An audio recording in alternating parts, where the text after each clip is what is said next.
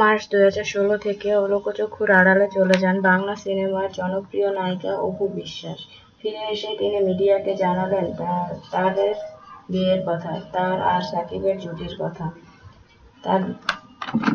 2006 সালে অপু বিশ্বাস প্রথম সাকিব খানের সাথে কোটি টাকার কাবিন নামক ছবিতে কাজ করেন।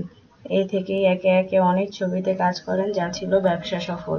কিন্তু ছবির আড়ালেও ছিল কিছু কথা, যা জানালেন অপু। তাদের বিয়ে হয়েছিল 18 এপ্রিল গুলশানে সাকিব খানের বাসায়। ফরিদপুরের ভাঙ্গা থেকে সাকিব খানের আনা কাজী বিয়ের রেজিস্ট্রেশন করেন। কাবিননামায় তার নাম রাখা হয় অপু ইসলাম খান। আর সবচেয়ে চমকপ্রদ নিউজ হচ্ছে তাদের সন্তান।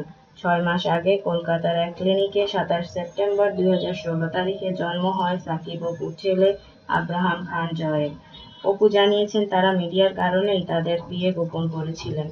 কিন্তু সম্প্রতি বসগিরি সিনেমার নায়িকা বুবলির সাথে সাকিব খানের মাতামাতিতে তিনি আর চুপ করে থাকতে পারলেন না, বেরিয়ে আসলেন আড়াল থেকে। সোশ্যাল মিডিয়াতে সাকিবের দেওয়া ফ্যামিলি টাইম নামক এক পোস্টে নায়িকা বুবলির সাথে দেওয়া ছবিতে ছবি নিয়ে তাদের মধ্যে বাকবিতণ্ডা শুরু হয়।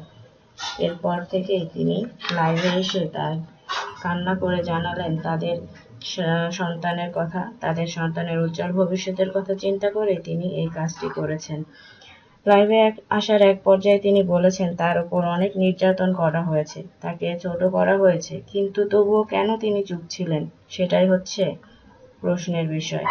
তিনি দর্শকদের কাছে তার সন্তানের জন্য দোয়া চেয়েছেন এবং খুব শীঘ্রই তাদের কাজে ফিরবেন বলে আশ্বস্ত করেছেন।